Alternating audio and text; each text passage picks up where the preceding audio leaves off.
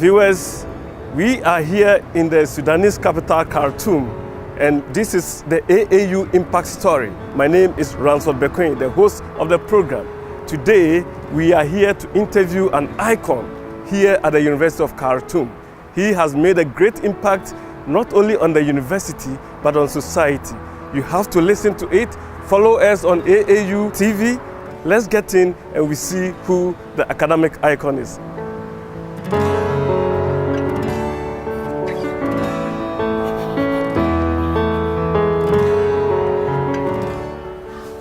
Assalamu alaikum viewers. Today we are at the University of Khartoum and we are doing the AAU Impact Stories where we are celebrating academic mentors. Today we have with us an academic icon who has trained in oral and maxillofacial surgery. He is a former Deputy Vice Chancellor and current Vice Chancellor of a big university in Khartoum. In fact, the biggest university in Sudan. Before I introduce my guests, it is my pleasure to welcome you to follow us on AAU TV stations. You can Google Association of African Universities on Facebook and on YouTube, or follow us on the AAU TV at tv.aau.org. You can also follow us on Twitter at AAU_67. My name is Ransford Bequin and I am the host. Let's go for a very short break.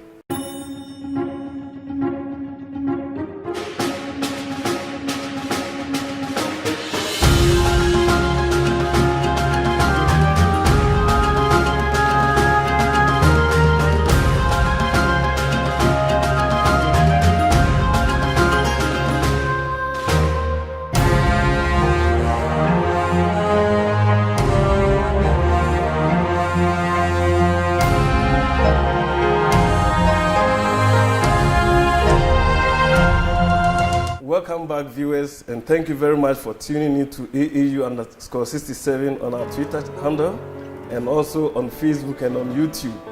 Follow us on WhatsApp by logging on to +223 244 736280 with your comments. Like I said before, we are here in the Sudanese capital, Khartoum, and precisely we are at the University of Khartoum. This is the AAU Impact Stories, and we are celebrating academic mentors. Today, our mentor is a very big person. In fact, he is the Vice Chancellor of University of Khartoum, the biggest university in Khartoum, and obviously the oldest university. It is my pleasure to welcome Professor Ahmed Mohamed Suleiman. Professor, assalamu alaikum.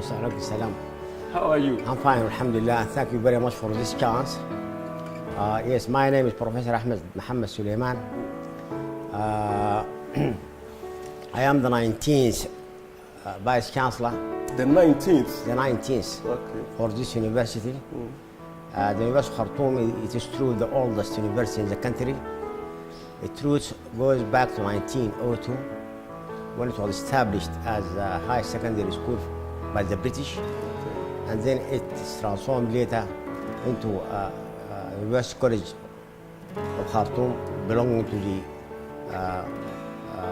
University of London, affiliated to it, and later it became the University of Khartoum. Personally, I am from a place called Ali. Ali, yes. Ali. The mother of Ali. The mother of Ali. Yes. Okay. In Arabic means mother. The mother of Ali, or Ali. It's not far from Khartoum. Okay. It's around 2 hours and a half by car. That's fine. I was born there, and I had my elementary schooling there. And from there I shifted to Kassala. And actually between it and Kassala, where I had my intermediate schooling, there is about 3 months I spent in Shandi. Shandi is a bigger city, but it is in the Nile province. Okay. Very near to Mali. It's around by car around probably 45 minutes from Ali. I spent in Shandi around 3.5 months. 3.5 months? Yeah, as an intermediate school. Okay. And from there I went to Kassala, where my father was working there. and I finished my intermediate school at Kassala. I finished my intermediate school at Kassala, and also I finished my high secondary school in Kassala. So, Prof, now, before then, it means that you were born before Sudan got its independence. No, I was. Well, it's true. About 2 years. 2 years. I was born in 1954. Okay. Around two years before the independence. Okay. The official independence of Sudan. Yes. Okay. Yes. Okay. And Yeah. then, so growing up as a young person, going to Kassala, Shandi. Yes. I went to Shandi. I went to from Ali. I had my elementary schooling. Then I went to Shandi for 3 months. Then I went to Kassala, where I spent around 8 years in Kassala, intermediate school, as well as high secondary school. Okay. So during the high secondary school era, were you a student leader? No, I'm not. You were I not. tell you something, I'm not. You were not. But anyhow, I'm not that. I mean, I am part of a group. Okay. I mean, who is who's known in the class. Okay. But I wasn't a leader. You were a cool person? You mean a quiet person? Yes. Not that. You weren't?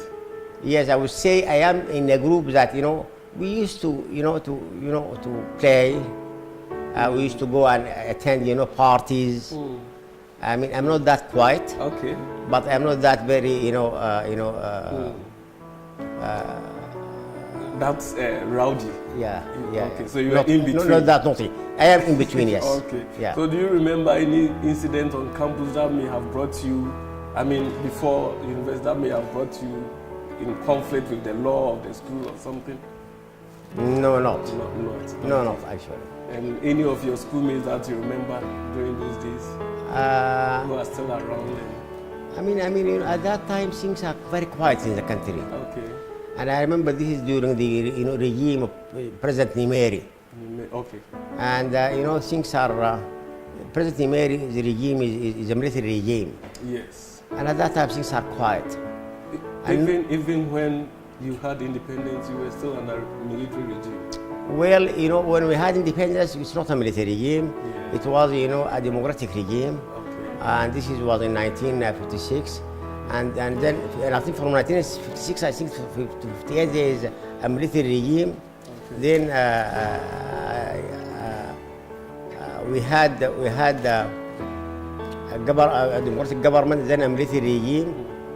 And in 1964, we had a revolution called October Revolution. Yes. And then we had in 1969 we had another coup, Okay. professor by Nimeri, and it became military again. Okay.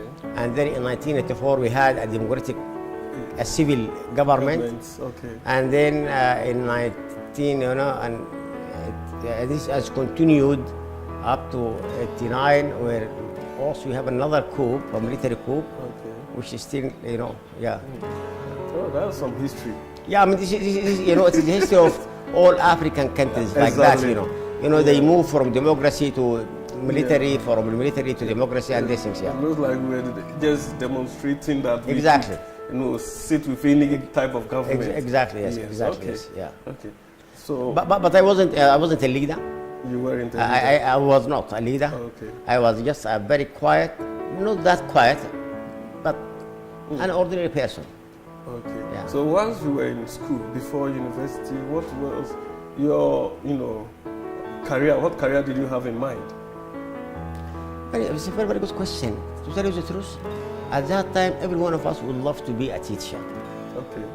Frankly, Was that what was giving when I you- was at the elementary school, I was so fond of my teachers. Okay. I would have loved to be a teacher. And then when I went to intermediate school and then to high secondary school, then at that time people are speaking about medicine and speaking about doctors and this. And one would have loved to be a doctor. Oh, okay. Yes, and yes. So what gained you into the University of Khartoum as a bachelor student? What programs were you supposed to, or what exams were you supposed to have passed? At that time, when we sat for an exam, and the University of Khartoum, the students are divided into two. into science and into arts. I am from the science group, and in the science group they take us, all of us, as one batch at the Faculty of Science, and then after that they examine us, and then according to our grades, after 1 year, they divide us and into groups. Some go to medicine, others go to dentistry, some go to pharmacy, others go to agriculture and these things. Yeah. Okay. So you opted to do the dentistry, or it was by the group? No, I'll tell you something. It is my grades actually. It is your grades. And at that time, dentistry was so new to the country. Nobody knows about it, and even I don't know about it actually. Oh, okay. Okay. At that time, what I would love to be either a doctor, or I might go down and become an agricultural. Agriculturist. Yes. Viewers, we are listening to Professor Suleiman. He's telling his life story, and now we are focusing on his schooling days at the university. Still tune in to AAU_67 on our Twitter handle, and look for us on Association of African Universities on YouTube and on Facebook. So, Prof, now you were enrolled in the dentistry school in the second year. And it is my grades that brought me to the dentistry school. And at that time, as I said, the dentistry school was newly established. Okay. I am the third batch. Third batch of the students. Third batch. And at that time, it was part of the Faculty of Medicine, actually. Okay. It wasn't a school by itself. It wasn't a school. No, it's a school. It is within the Faculty of Medicine. All right. And actually, even the curricula of it wasn't properly designed. We are part of the School of Medicine, and it is just in the 5th year we become purely taught dentistry. Theoretical. Yeah. Okay. So it was a 5-year program. It was a 5-year program. Okay. And I am the third batch. Okay. I remember we are in the batch we are about 15. Only? Only, yes. Okay, maybe the students' population was a little It's small. not, well, partly because it was a newly established department or school, and people do not know about it, and they are not very encouraged and enthusiastic to study dentistry, and partly simply because the government itself or the administration of the Faculty of Medicine hasn't got, because we have no teachers at that time. Okay. But was it an establishment by the colonial masters, or it was by indigenous Sudanese? No, the Faculty of Dentistry was not by colonial. It wasn't? Yeah, but the Faculty of Medicine, yes. Yes. It was established in 1924, established by the British people. And the Faculty of Dentistry, it is true that the first director of the school was a British. Right. His name is Professor John Fairley, and he was the one who actually established it. And then after that, the director was changed, and another, not British, but this time is an Egyptian professor also was selected to direct it. Okay. We Sudanese, we started directing it probably after 10 years from its establishment. So then you sat in after 5 years, you graduated with your bachelor's? Yes, I graduated in 1978. Yes. And then you went to Saudi Arabia? No, before I go to, I graduated in 1978, and I spent my housemanship here at Khartoum Dental Hospital 1 year, and then from there I went to Kassala and spent another year in Kassala. Yes, it was a place where I was taught, where I had my intermediate and high secondary school. I went to Kassala. Okay. And then why did you not continue with the University of Khartoum? I'll tell you something about that. I went there, and when I was in Kassala, I know the people here at Khartoum told me that the administration of the Faculty of Dentistry is looking for demonstrators, teaching assistants. Okay. And then I came from Kassala, and I tried to apply it, and I came late actually. Okay. Probably I know the news came to me very late. When I came, I found them already they have taken. The students they want, and then I thought of going back to Saudi, going to Saudi Arabia. Okay. I decided to go to Saudi Arabia, and that time, but it wasn't easy. At that time, it wasn't easy to go. Why did you not go to London or to America? I'll tell you something. To go to London, there are two ways. Okay. And at that time, if you want to go to London, you have to be sponsored by somebody. Okay. And as I told you, the chances were already taken. Right. I mean, there's no chance now to be enrolled at the Faculty of Dentistry, so I have to go to Saudi Arabia as a station to have some money, to bring, to collect some money, and then to go to London. Okay. And actually, this is what had happened. I went to Saudi Arabia. I spent around 4 years and a half in Saudi Arabia, and while I am in Saudi Arabia, I sat for the exam, first part of the Royal College of Surgeons. Okay. I passed it, and then from there, I went to London. So you went to the University of London. Yes. And then you had your master's in 1987. I had my master exactly in 1987. Yes. And then in 3 years later? And then 3 years I had my PhD. Yes. So can you tell us about your experiences? And in between I had my second part of the fellowship of oral and maxillofacial surgery. Okay. Yes, yeah. So what were some of your experiences in London as a student? Again, London is another station, the second station in my life actually. Okay. It's a place really that I enjoyed staying in. And it's a place that still I long to go there. London again is a cosmopolitan city. You find all types of people there from all the world. And I joined the University of London. I did my my master's degree at the Eastman Dental Hospital, which belongs to the University of London, and this was around 2 years. And then I did my PhD at King's College. Again, the University of London. Okay. And as I said, this is one of the most important stations in my life. Okay. There we met many people. There, we become more mature. Okay. Academically and scientifically. Okay. And were you into any political activism in London? Well, yes. Looking at the situation back home. Yes, I mean, we used to have some sort of association, Sudanese association. Okay. And for a very short period, I used to be the president of it. Oh, yeah, really? For a very short period, actually. Okay.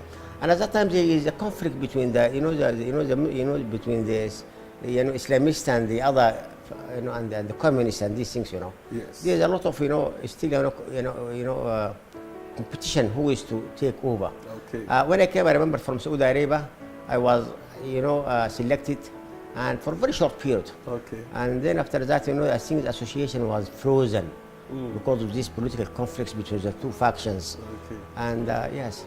Okay. Viewers, we are interviewing Professor Ahmed Mohamed Suleiman, the Vice Chancellor, University of Khartoum. He is telling us about his life story under AAU Impact Stories. We are celebrating academic mentors. Let's have a short break, and when we come back, we're going to talk about Professor Suleiman back home in Sudan.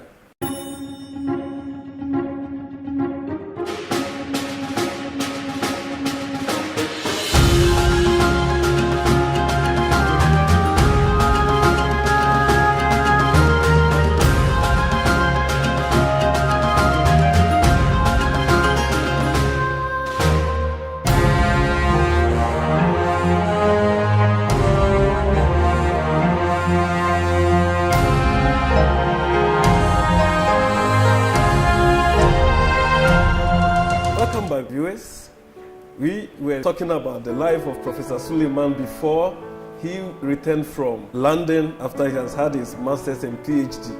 Professor, welcome back. Thank you very much.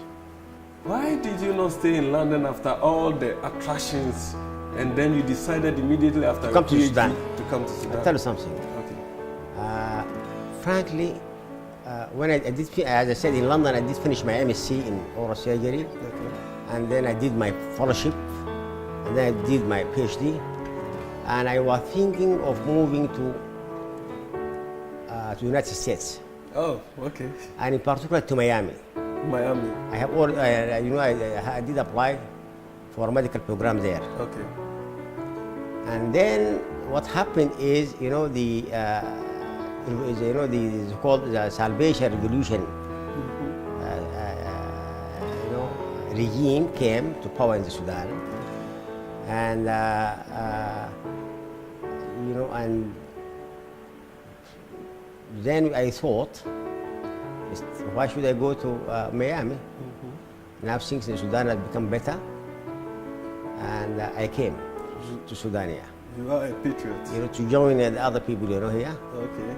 And I came. I joined. Actually, the one behind my coming to Sudan is Professor Al-Bashir. Professor Al-Bashir is a friend of mine. Okay. And Professor Bashir is also a surgeon, oral and maxillofacial surgeon. And at that time he was, head department of oral and maxillofacial surgery. Okay. And he is the one who pushed me and encouraged me to come to Sudan. Okay. And not to go Miami or stay in London. Oh, okay. Or go back to Saudi Arabia. I have got 3 choices, You had choices. My plan is to go to Miami. I had the chance to stay in London and had the chance to go back to Saudi Arabia. But Professor Bashir was the one who was behind this. He encouraged me. I think Professor Bashir shaped your life. Exactly, he shaped my life. Okay. Exactly, he shaped my life. And I came to Sudan. I joined the faculty of dentistry. Okay. And since then I was in the Sudan. Well, I mean, your progression was very fast. You came in 1991. I came in 1991 to Sudan. 1992, you were dean. I wasn't dean. 1992, I was the head department. You head of department. Head of department. Okay. And I spent around around 5 years. Okay. 4 years. In 1996, I went to Saudi Arabia for a sabbatical leave. Oh, okay. You get my point? Okay. I went for a sabbatical leave, and I came back. I went at the end of 1996, and I came back at the beginning of 1998. Okay. From Saudi Arabia. From Saudi Arabia. And I came in 1998. When I came, I became the deputy dean Okay. of the faculty of dentistry. Okay. And Professor Al-Bashir was the dean at that time. Right. I spent 2 years as a deputy dean, and then after that I became the dean in 2000. Okay. And then, according to your records, in 2008, you were a fellow of the Sudanese Medical Standardization Board. This is true. I mean, then after that, I mean, we actually we are behind the one who has established even the board. Oh, okay. Particularly our board of oral maxillofacial surgery. Okay. And in fact, I am the one who even has written the curriculum of it. Oh. And the first student to be graduated from that board is my student. Oh, good. Or was my student. Okay. And now he's a good surgeon working in the Sudan. Yes. I spent around nearly 10 years as a dean, by the way. Oh. From 2000 to 2009 and something. Okay. You were a dean.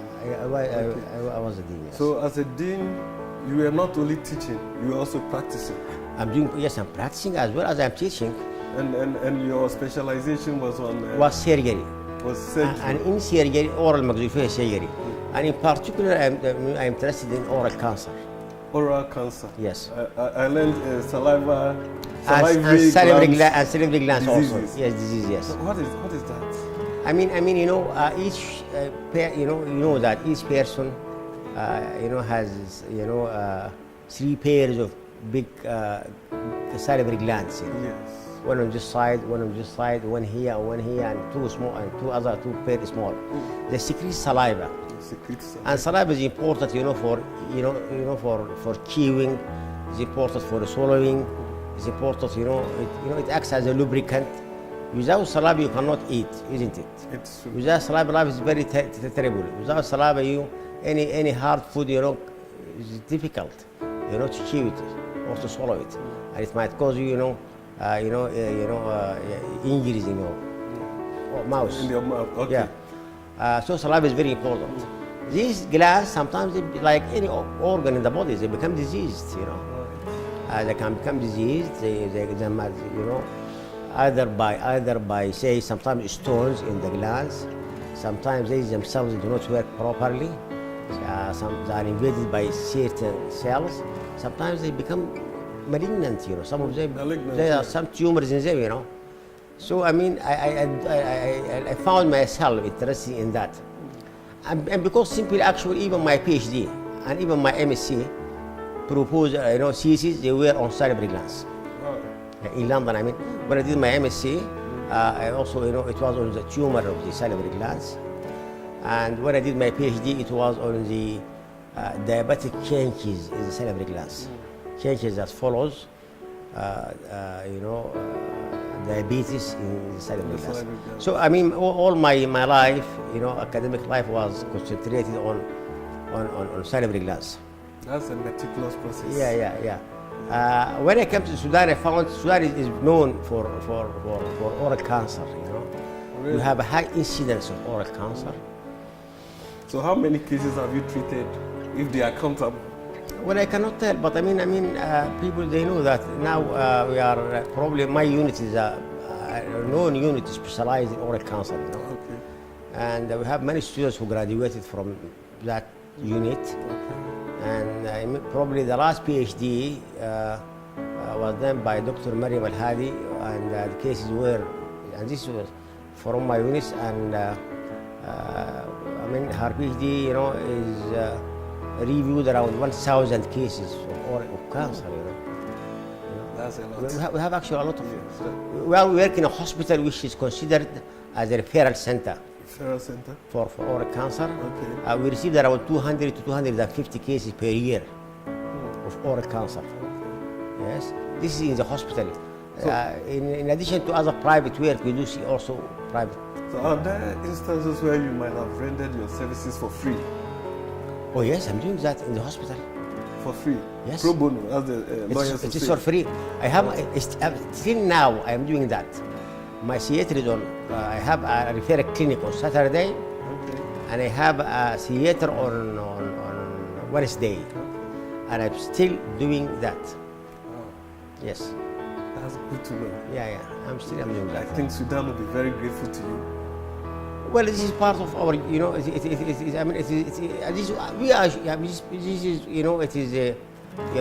is something that we should do for the Sudan, I mean, we've been taught and, brought at the expense of the Sudanese people, and we are the ones who should pay for the Sudan, society. Back to Sudan, yes. Thank you very much. In your profession, you may have been to several war fronts. I know you went to Yemen. Yes, I went. Yes, you are right. And yes, very interesting. Yes, I've been to Yemen, yes, and I worked in Yemen and the civil war in Yemen. Yes. And we spent there around 3 weeks. It's a very interesting, mission. Okay. We do have done a lot of war injuries in Yemen. So how do you? Were you only treating the dental? No. Sometimes we assisted in even every surgery. But it is true we are concerned with the dental and the neck and the face. Okay. This is our specialty.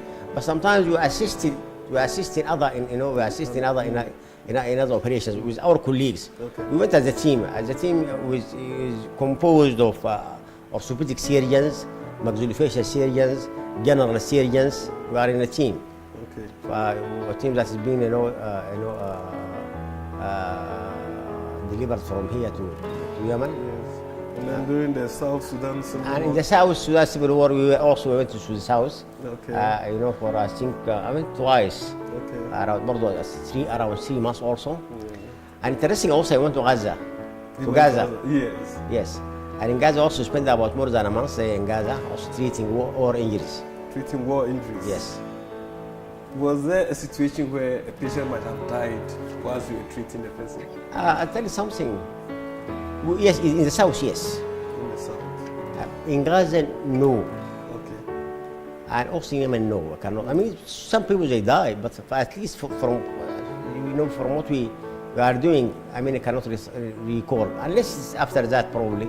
Okay. Yeah, but when you are in a war situation, everything can happen, and probably you might not be aware of all what is going on around you, Okay. Yeah, because I mean, there's massive casualty Yeah. and people, we try to do what the best we can do, and then people move from you to other places. Whether they will do it there or they will die, God knows, Yeah.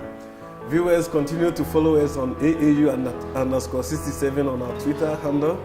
We are talking about Professor Suleiman, who is a lifesaver in war situations. He has saved life not only at the war front, he has also saved life as a dentist, as a specialist, as a consultant. Now, Prof, we have spoken a bit about the practical aspect of your life as a dentist. Now let's come to your life as an administrator. You were a deputy vice chancellor for 1 year.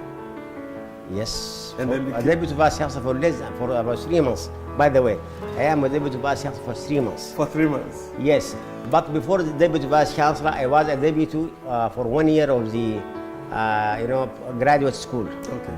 I am a deputy dean of the graduate school for 1 year. Okay. Then a deputy vice chancellor for 3 months. Then a vice chancellor now for 4 months, for 4 years. 4 years, yes. Okay, so what is the term of the vice chancellor? The term of vice chancellor is 4 years. It's 4 years. I am finishing my term now. Okay, but you are going for the second term, I guess. No, I wouldn't think so. Prof. This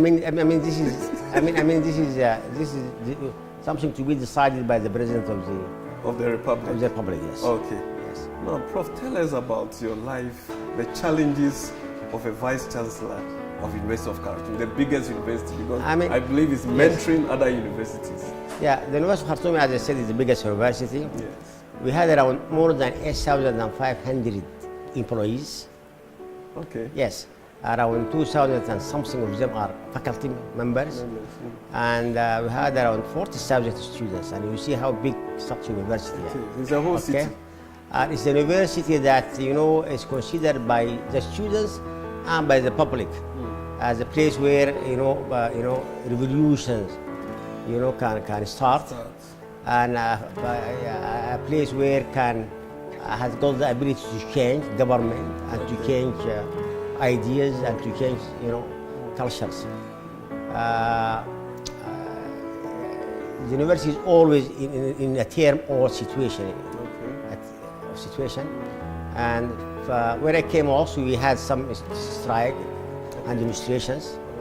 And it's very typical of African universities. Yes, typical of African universities. Yes. I thank God for the last 3 years now things are more quiet. And now we are in a situation where also the universities are now closed. Yes. And probably if they are not closed, you might have seen a lot of demonstrations and this is University of Khartoum. The students, they want you to do something. The staff member also has another. And the government wants you to push things down. Yeah. So how do you manage such conflict situation between students, staff, government? What is very important, what is very good about the University of Khartoum, it is not an institution that is led by one person. Okay. It's an institution that is led by all the people concerned. All right. It has the deans, it has the faculty councils, it has the senate, it has the council of the university itself, and these usually are committees. Whenever we have something we have to discuss, we have to decide upon, we set a committee, people discuss it, and then at the end the committee raise what it sees as a solution to the vice chancellor, and the vice chancellor then he agreed and approved it. Okay, so the bug lies with the vice chancellor. Whatever decisions. Exactly. At the end, it is in the hands of the vice chancellor. But the vice chancellor usually does not take any action unless he, consulted. Consulted the others. Okay. Yes. So in your 4-year term.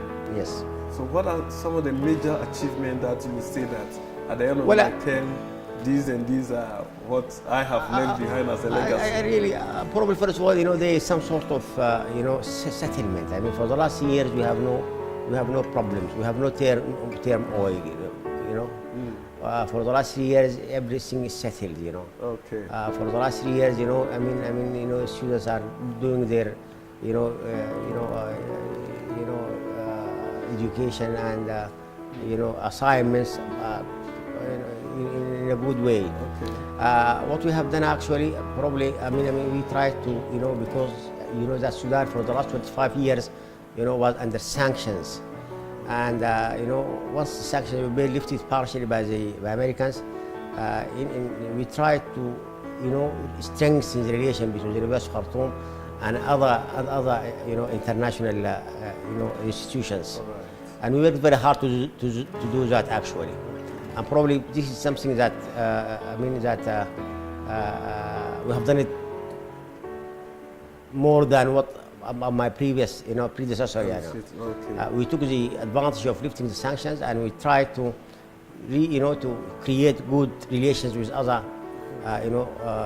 including with the countries, including the African countries. Okay. And as I said, one of these achievements is to establish a regional office for the AAU. Oh, thank you very much.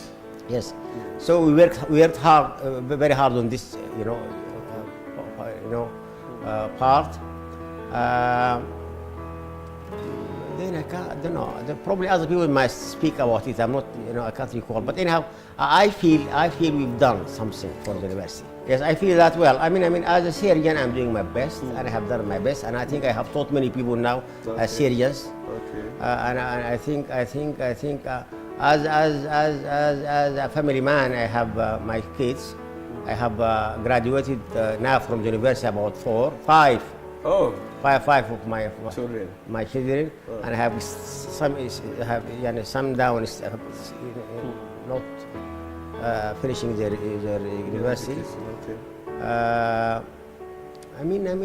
And other administration, I think I've been a dean for some time, and I've done well. I've done some changes in the faculty of dentistry.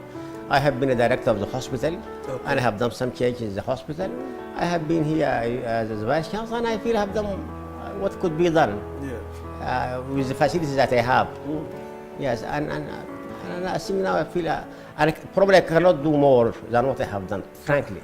Well, I can see that you are consulting for about 3 hospitals, and at the same time you are a vice chancellor here. So how do you manage this work and then how social life? It is not difficult. It is not? It is not. I mean, if you organize yourself, it's not difficult. And to tell you the truth, I find myself in the hospital more than I find myself in the office, really. Okay. That's your calling? Yes, yeah. That's your calling? Yeah. That's not difficult. And as I said, the University of Khartoum, it's not a one-man show. Okay.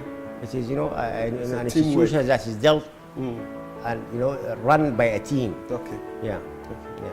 So, before we wrap up, yes. A professor who doesn't publish is a lazy professor.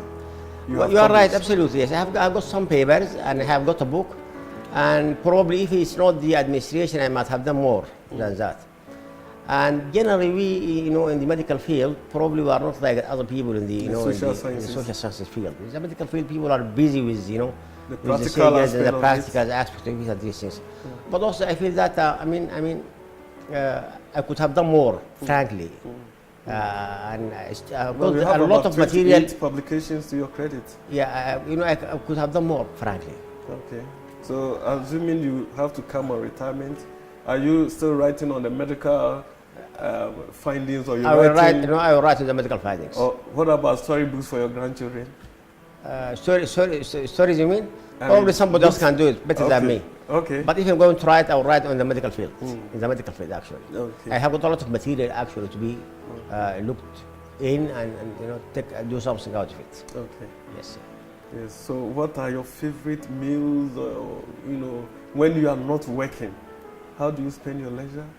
You listen to music? Probably. Well, I thought something. Have gardening? No. I have no garden. I have got a very small house without a garden, by the way. Okay. And yes, I would love to listen to music, by the way. I've got, yes, I like any Sudanese. I don't like to listen to music. My favorite probably singer is a man called Usman Hussein. I love to listen to him. And I have got other readings, frankly, in religious readings. I used to read a lot about Quran, we call it tafsir explanations. Okay. Yes, and yes.